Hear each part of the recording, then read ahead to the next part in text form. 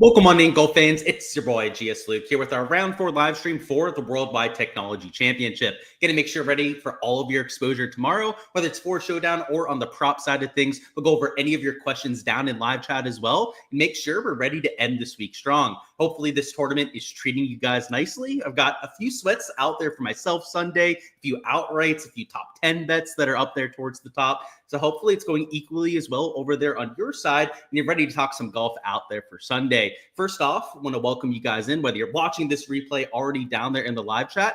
Hopefully you guys can go out there and finish this week strong and make this one a good one. Before we go ahead and truly hop on in, do want to mention the presenting sponsor of this live stream, which of course are our friends at the Ship It Nation, a great all-encompassing DFS site that you guys can use to get your projections, player poll process info for a variety of different DFS sports. Here, of course, we touch on golf, football quite a bit, but I know a lot of you are fans of sports like basketball, NHL, NASCAR, UFC, which is going on right now. If that's the case and you need an all-encompassing site, I've partnered up with the Ship It Nation to give you a little bit of a discount off any membership over there. And if you sign up using that code, it helps support the channel out there as well. So a great partnership to have here, obviously great value to give to you guys as well, giving you a cheaper access to the best all-encompassing site out there in the industry. So make sure to check them out if you guys haven't already, but let's go ahead and hop on into this thing. So first off, the scoring average for round 3, which we didn't really have a huge edge between the morning and the later starters. If you go ahead and take a look at the scoring between the first and second half of tee times, it was about a half a stroke difference, which you could attribute that to some of the pressure with the later starters, and also the fact that some of your later starters were the players that hardly made the cut. So you saw a few of these guys towards the bottom blow up. Perhaps that's why it played a quote unquote half a shot harder. But for round 4, we have the same kind of tee time situation. So it's going to be 3 sums off of holes number 1 and 10. Not sure why they're doing that over the weekend. Maybe it has to do with the daylight that they have available, but you're not going to see a massive weather edge once again. So when we head over here to the weather forecast, the main thing to look at here is that it's going to be calm for almost the entire day. So they're going off early in the morning, just like you had out there for round 3. So I don't expect there to be a massive difference between the first and second half of scoring, but you're still going to have to try and go after some of the later guys because of the placement points that we have on a Sunday Showdown slate. So the weather isn't that interesting out there for tomorrow's slate. Just for completion, we'll go through some of the other models on here, but they're all relatively calm. So GFS looks beautiful the entire day. Icon model, much of the same. And then Medio Blue, the last one here, it looks like it's getting windier towards like 3-4 p.m., but play is going to be over by the time that they get to that point of the day. So I think that it's going to be pristine out there, depending on your pin locations, probably similar scoring to what we had out there for rounds 2 and 3, maybe even slightly better out there for round number 4. So just to show you the reason why I say that, if we take a look at last year's event, the best scoring that you had were with the Sunday pin locations, which weren't set up all that tricky. In fact, it played to nearly a -5 scoring average. So this is a little bit more important when we talk about props later, but there should be a lot of scoring out there. In fact, if we take a look at the round 4 scoring from last year, you had guys like Austin Cook and Andrew Putnam both get to -10, which we haven't even seen this week in terms of a score out there. So I would expect to see some low rounds, especially if these weather forecasts come to fruition. If there's going to be sub 5 miles an hour the entire day, you're going to get a lot of guys shooting -7 or better. So you're going to want to target those players out there in DFS. Placement points will matter out there for the large field GPP, but where you're going to win or lose with most of your positions isn't so much if they're finishing in the top 10. It's going to be the birdie production, the actual raw scoring that they're going out there and putting on the board. Because when you're getting these -7, these -8 rounds, maybe even something close to that 62 that we were seeing on Sunday, those are what are going to win you and lose you, the large field GPPs. So placement points matter. They're going to be a part of the process, as you guys see throughout my player pool. But the far more important aspect out there for Sunday is going to just be your good overall fantasy score, birdie or better production that we're normally looking for in players, which is why I'm prioritizing the projected fantasy point tab a little bit more than usual. You'll especially see that with some of the guys we're taking in the 8 and 9K range. There's going to be some chalk that we're mixing in as you have to get some of that top 5 correct. But guys like a Harry Hall, a Bo Hostler that have some of the earliest tee times of the day. In fact, Harry Hall is the first group out there tomorrow. Maybe they get slightly softer conditions compared to the last few groups off. Again, it was like a half a stroke difference out there for round number 3. But these players, I mean, look at the projected fantasy point tab over here for Harry Hall. He's at a 57-point projection, and that's starting at -9 as opposed to -15. Max Grazerman up here is getting a lot more placement points than somebody like a Harry Hall in my projections. I account for that, of course, when I'm going out there and doing my showdown projections. But you can see because Harry Hall is he's the best birdie maker in this field of anyone that made the cut. Because of that, he's only 1 point behind somebody like Max Grazerman. So you're going to have your guys like Grazerman that might go off and win this golf tournament. But a player like Harry Hall, a Bo Hostler, who we'll mention as well, are in my opinion, my favorite plays on the slate. And it's not so much that they're starting with placement point potential. It's just that they're some of the better players in the field. And I think very efficient price tags on some of these sort of players. And I mean, if Harry Hall, Bo Hostler went out there and shot -6, -7, maybe even better than that, who knows, out there for round 4, that might even be a top 10, a top 5 finish. So we'll talk about it. We'll go player by player, give you guys an idea there. But let's catch up on chat. Throw any questions that you guys have down there, and let's get on after it. What's going on, Jordan? Hopefully you're having a fantastic Saturday evening. It is here, and cheers. They'll crowning Coke in the cup. It's been a while since we've done that, but I'm going out later with some friends, so why not enjoy? So cheers, anyone out there that's celebrating themselves. And speaking of, I got to remind myself, always forget to drink my drink on live stream, but let's do it a little bit. So let's start at the top end of the board. So you're going to have to find some chalk to rally behind. Usually my favorite chalk to take for Sunday Showdown is usually the stuff in the 8K range plus. I don't like taking 6K chalk out there for Sunday Showdown. And even 7K chalk can be very marginal in a few spots. If you really love a 7K player, maybe you mix them into lineups because of the salary savings that you're getting. But if you're going to play somebody who's going to be a lot higher owned than they should be, and pretty much everyone starting at -15 or better is over 20% ownership. So that would be guys like Grazerman, even these -14s like a Ben Griffin, a Matt McNeely are nearly 20%, or in the cases of these top 2 players, are over the 20% ownership mark. So the ownership, the chalk is very predictable out there for Sunday Showdown, and you can't avoid all of it. You're going to have to take your piece or two, particularly if you're playing in the large field contest. You're trying to take first place against a few thousand other entries. You're going to have close to the absolute nuts. So you'd be crazy to completely avoid all of those guys towards the top, but your lineup also shouldn't be all guys that are -14 or better. So I would say of the guys that are starting at -14 or up on the leaderboard, you probably want at least one of them in every single lineup, if not 2 out there in the large field GPP. So, there's a difference between 1 or 2 as opposed to like 3, 4, even 5 out there in a lineup. As soon as you get above 2 of those real chalky players out there in a build, that's where you're going to run into duplication problems and also leverage problems out there in your lineup. So, you're going to have to mix in a few guys like Grazerman where possible, but be a little bit careful about it at the same time. What I like about Grazerman in particular, the reason why I'm pointing him out here on the live stream is that from the eye test, he looks like he's due for a really big round. He had a lot of putts that were just grazing the edge today. If you're watching the broadcast, they showed almost every shot for him as he was in the final group. And it's not like he played terrible. He had a double bogey, which was due to one bad shot that he had on one of the more difficult holes. He hit it into a hazard and then chipped twice to the same spot. Was real unlucky with the lie that he got. By the way, it wasn't even on the broadcast. I was listening to the PGA Tour radio. That's how I know that about Max Grazerman.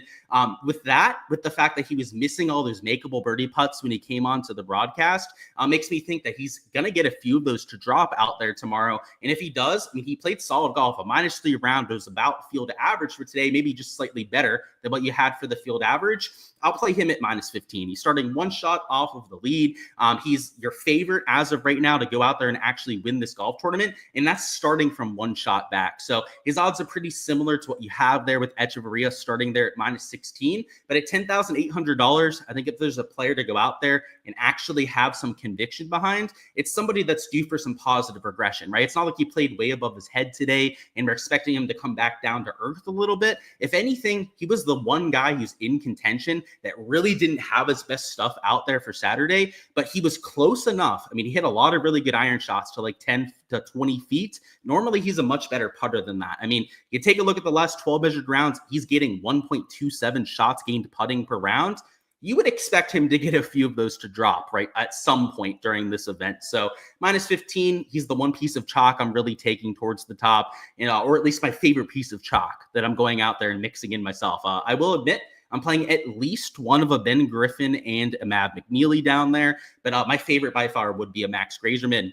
Harry Hall's in the first group off, so I'm going to group Harry Hall and Bo Hostler together. I kind of mentioned it before, but they're some of the first groups that we have on the golf course, and they're much lower owned than some of the other chalky guys. So an Echeverria, as you would expect, is getting quite a bit of ownership. A Tom Hoagie down here, and Austin Eckroyd at minus 15 are almost double the ownership of guys like a Harry Hall and Hostler. And I know you guys can't see all the projections on here. Of course, right, these are my Patreon projections that I post over there on my personal Patreon page. If you guys had access to that, you would be able to see everything completely uncensored. But I'll give you a little bit of a glimpse behind the paywall right now. I'll tell you that guys like a Harry Hall, a Bo Hostler are projecting just as well as some of the guys starting up there in the top 5, if not significantly better than some of those other players. And if they're going to be about half the ownership, I'd rather take the guy that's projecting for more points. And you may say like, oh, that's because you're not considering placement points. If you're just joining us, I know I talked about it a few minutes ago. I fully incorporate that into my projections for Sunday. So if somebody like a Hostler or Harry Hall is still out projecting that sort of player, that's because he projects so much better than that other option that even with the placement point difference, he is still the better play. That's what that means. And that's why I'm using those sort of players, especially when they're going to be like half the ownership of some of the super chalky options. A Matt Kuchar is getting some ownership, but compared to like a Carson Young that's nearly double the ownership, or an Austin Eckroyd that is significantly more chalky than we have here with Kuchar, he's close to the top. So if he has that ceiling round like we're hoping for, he might even be able to crack that top 5 when it's all said and done. But he's about 15% owned. So it's not super chalky, super egregious when it comes to that game theory edge. So you can get over the field and feel pretty comfortable about it. So I'm going to play some Matt Kuchar out there in lineups, some Patrick Rogers as well. He's starting there at minus 11, so very reasonable when it comes to the starting position. And he's only about 13.9% owned. So what you're seeing in my lineups is we had that one real chalky guy like a Grazerman. There's one or two other guys that I'm playing from minus 15 or better. I should say minus 14 or better. And I'm going out there and using in lineups. But I think the far more interesting plays and really going to win or lose the GPP are with your leverage pieces. The guys that maybe aren't like sub 5% owned, right? If you can get one of those, right, that'd be great out there in the lineup. But these guys that are like 10 to maybe 16% ownership, or where I think you're going to have a lot of opportunity to go out there and get over the field. So Patrick Rogers would be one of those players. And at nearly a 55-point projection over here, I mean, minus 11 is a pretty good starting spot out there with the leaderboard position, but he's projecting better than a lot of those other chalky players are. So I'd rather take him at much lower ownership. I got Charlie Hoffman here too. His projection is actually surprisingly good. A lot of that because of his form heading in, gaining about a stroke per round to the field. The fall swing has been very favorable out there to Chucky Hoffman. So it's $7,400, sub 10% ownership here. So when you start to get down to the 7K range, when you're taking somebody that's not starting in the top 10, you're going to get a really favorable ownership number. So he's lower owned than somebody like a Ryan Gerard. He's much lower owned than the mega chalk of this range in a Justin Lauer. And I don't want to give away whether I'm playing Justin Lauer or not, right? I guess I'll just say it. I'm playing him, right, out there for tomorrow. Like I already said, right, there's like one guy down there in the 7K range that I'm using as mega chalk. I think the better play out there and the one that I feel better about in my exposure would be Charlie Hoffman, because he's much lower owned. You don't have to take him in nearly as many lineups to get leverage to him. And the starting position is nice. I mostly have Justin Lauer in my player pool, by the way, so that I can try and win the GPP, right? If I'm going to have the absolute nuts, if he goes out there and shoots -5, -6, you're probably going to have him. But if I'm playing in like a single entry, something where I'm just looking for that game theory edge, that's where I'd probably prefer Charlie Hoffman. He projects actually a little bit better than Justin Lauer, which once again, when I'm trying to hammer this home, at a birdie fest, you don't worry about the placement points as much. That is the one shortcut to a slate like this. So there's one thing I can tell you to have you leave this live stream with. It's that when you have a birdie fest like this, the placement points, it's not like they don't matter. They just matter a whole lot less. Next up, we got Luke List. He'll be our second to last play that we point out. He's going to be a true leverage option here at just 2.3% ownership.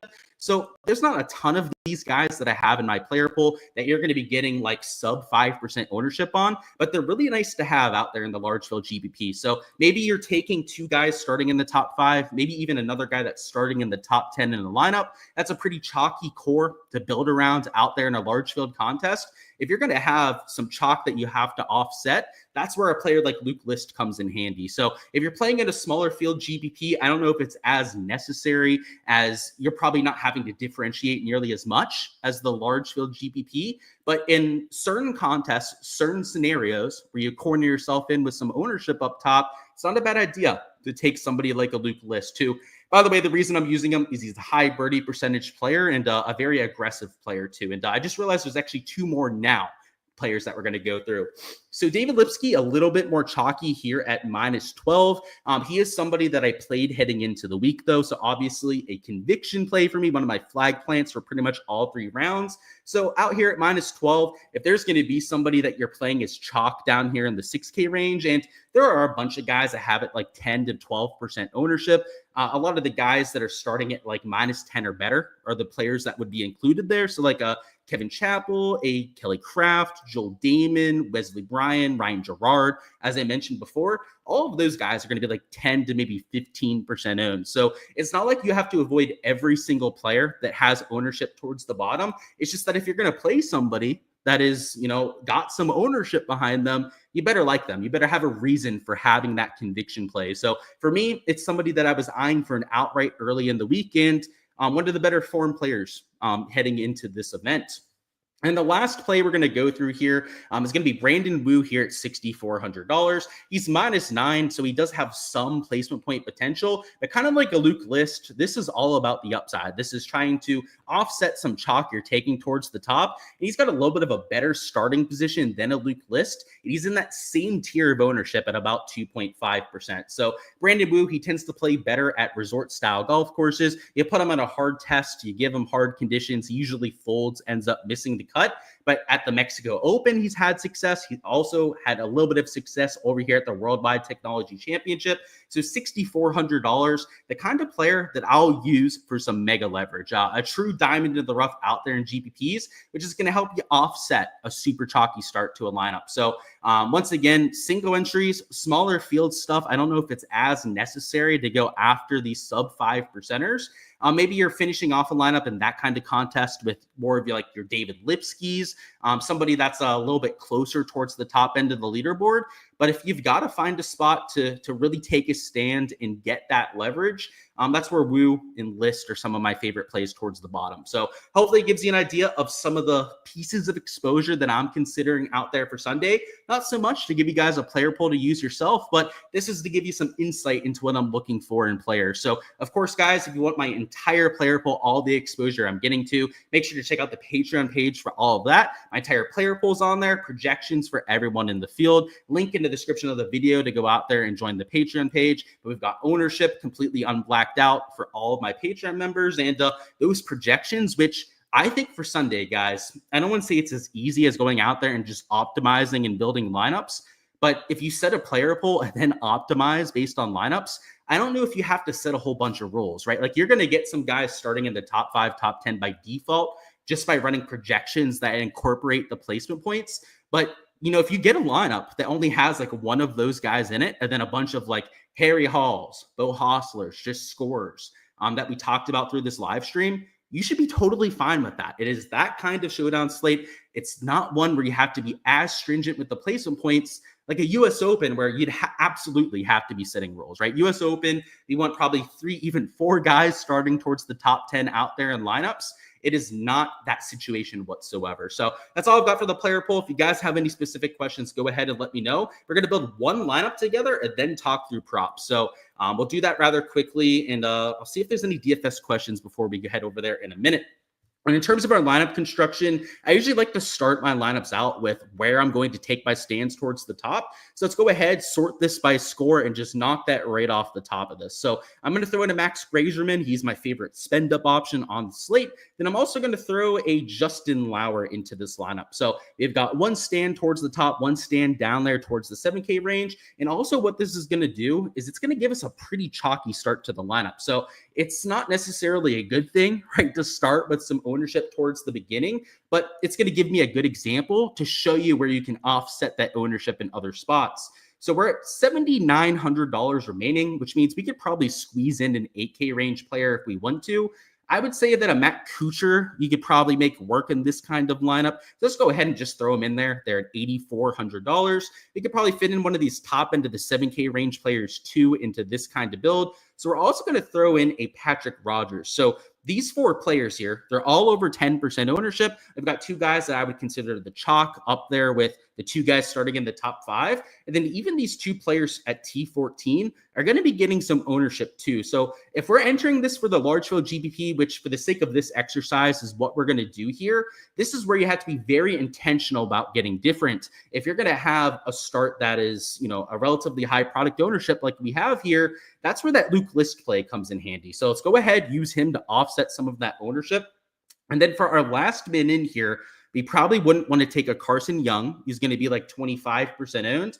We would also want to potentially consider leaving salary on the table. So if you went down and you took a Joe Highsmith, I don't know if that gets it done because of the fact that he's starting at -15. But if you went down here and you took a Bridgman, I think, leaving $300 on the table, and also a player that is slightly lower owned than some of the other guys around him, you could totally get away with this lineup in a large field GPP. So if you wanted to tinker around with the lineup construction, obviously feel free to do whatever you guys want out there with your lineup. This was just an example out here in the live stream. The important aspect, though, is that if you're going to have ownership towards the top, you just have to be very intentional in the other 3-4 spots that you're working with. So I think if you're leaving salary on the table, it's going to help you out with making sure you're not duplicating yourself. It give you a little bit of leverage out there with your lineup construction as well.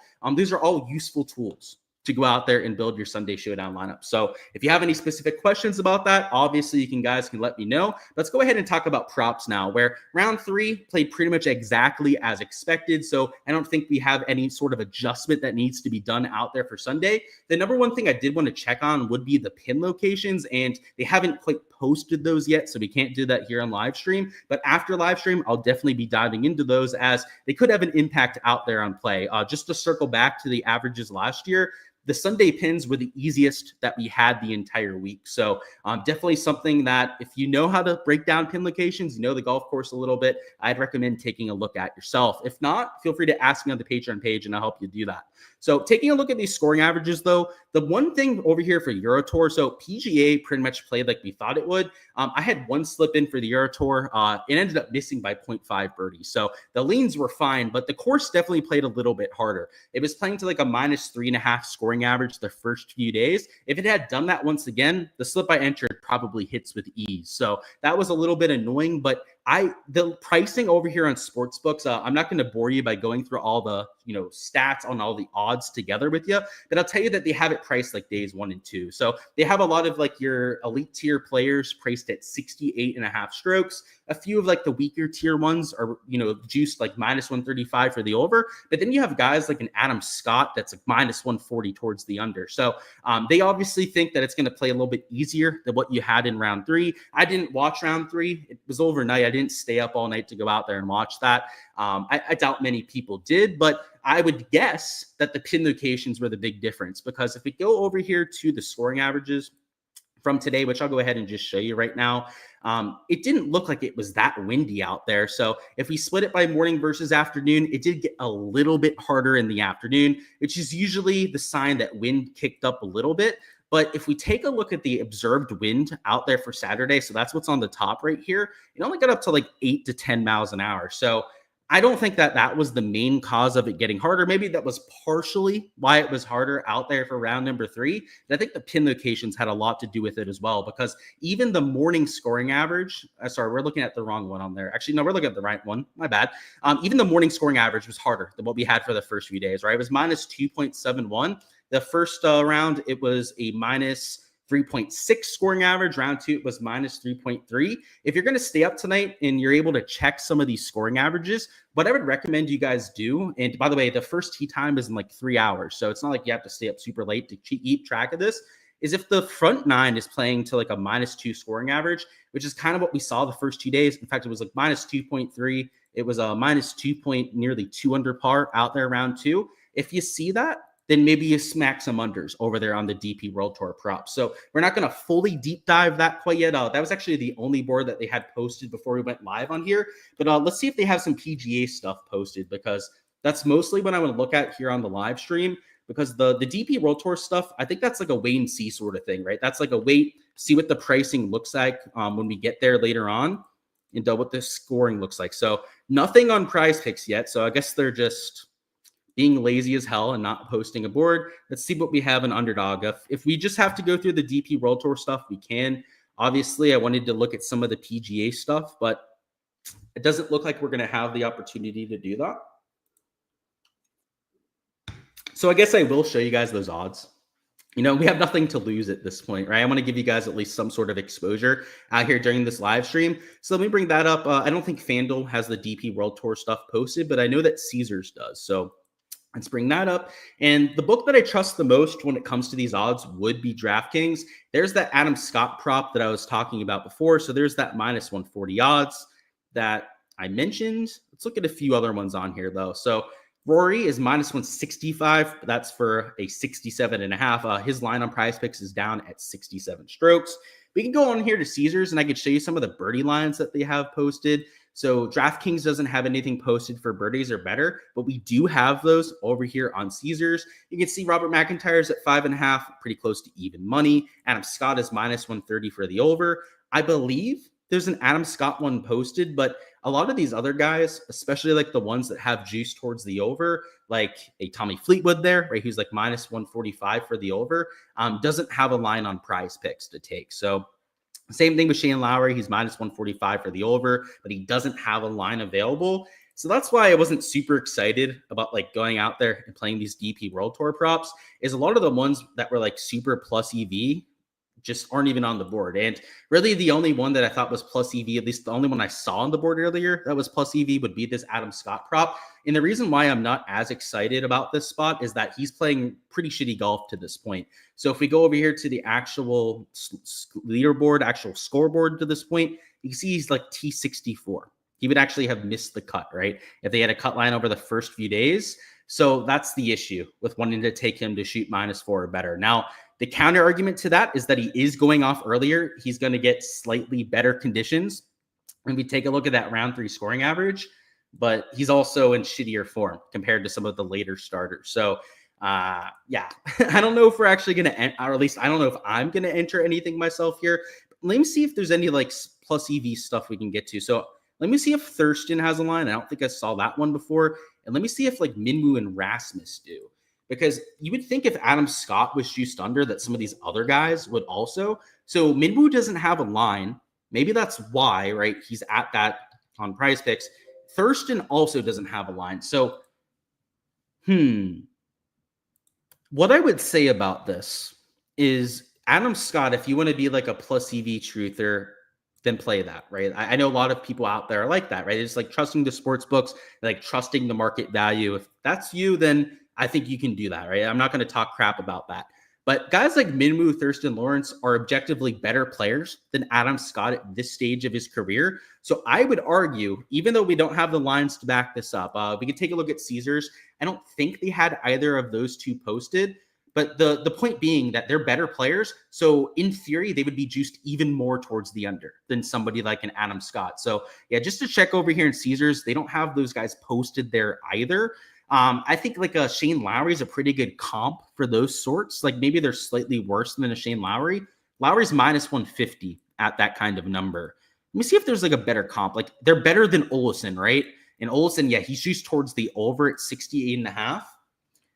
So I don't think they're like massive values. That's why I'm like not running to the window to go out there and play these. Last night, they did have some of these guys at like 69.5 strokes. One of which was Nicholas Norgard Moeller. He was actually at 68.5 on books.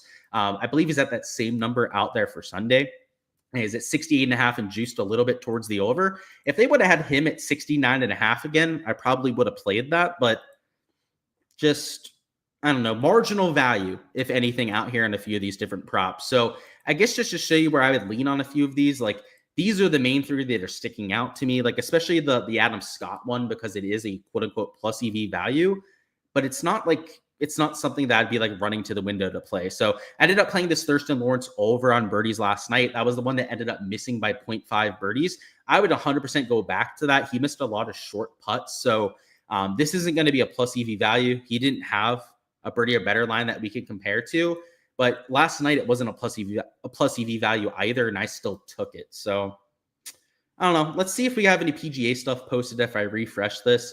It's kind of annoying that they're not posting anything. You guys know, of course, if you want all my exposure, that's always going to be posted over there on the Patreon page. But I do like to give you guys a little bit of an idea here in the live stream too, right? For anyone that's not behind the paywall quite yet. What I will say is I'll bring up the sportsbook odds over here for the Worldwide Technology Championship.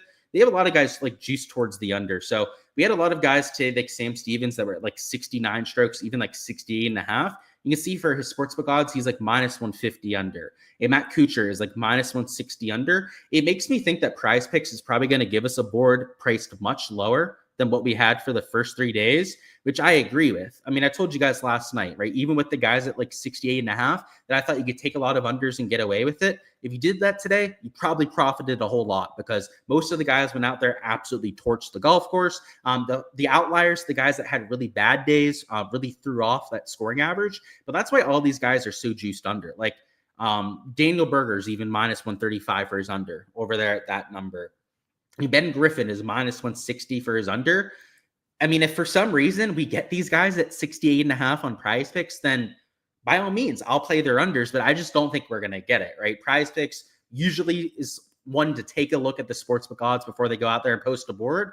So I'd imagine that they're going to have a lot of these guys at 68 strokes. So if that's the case, if they post this adjusting for the odds, it's the only time this week that I'll say this, but I actually agree with what the sports books are doing. It took them 3 rounds to finally adjust for the scoring conditions at this golf course. Round 1, they thought it was going to be too easy, and they got burned for it there. Round 2, they thought it was going to play too hard. Round 3, they also thought it was going to play too hard. Round 4, I think they got it right. So we'll have to see how that translates to actual projections over here on Prize Picks and Underdog. But I would venture to say that it might be the worst prop day that we have.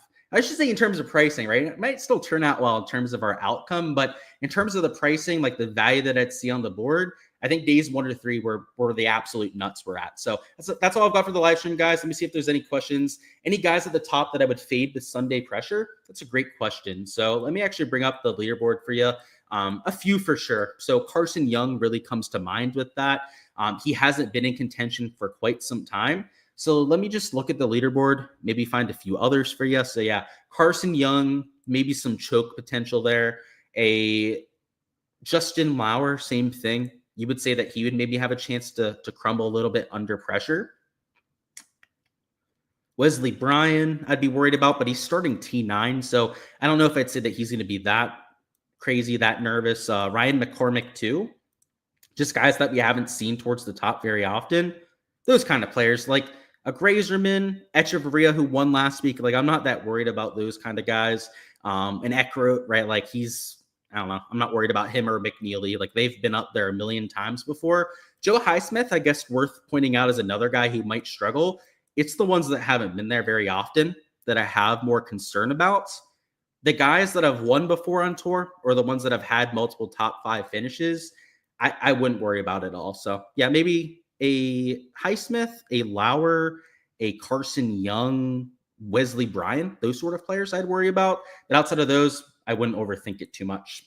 And do I still like the push equity if they're at 68 strokes? Probably not. So getting to 67 strokes is a completely different kind of scenario. How I usually look at those, by the way, when you have push equity is you have to weigh the percentage chance that they're going to get to 67 as opposed to getting to 69, right? You kind of just throw 68 out of the ballpark when you have a push like that. And what you'll see if you look at the stat averages in that scenario is that they're actually more likely to go over than under, like 99% of the time. It makes sense too, right? Like your stat averages, if you know a normal distribution out there in stats, most of your outcomes are right near the average, right? So that I would say no. If they're going to be at 68 strokes, I don't know if I'd love them that much. Maybe in a few cases I would. Like, for example, Rory McIlroy's at 67 strokes on the DP World Tour, and he was like minus 165 for the under. I might play Rory because it's Rory, right? But if it's like some slappy, then maybe not so much. So I would be pretty selective about it. So that's all I got, guys. Hopefully you guys can go out there and finish this week strong. Go out there, smash that like button if you guys haven't already, and just go out there and have yourselves a Sunday.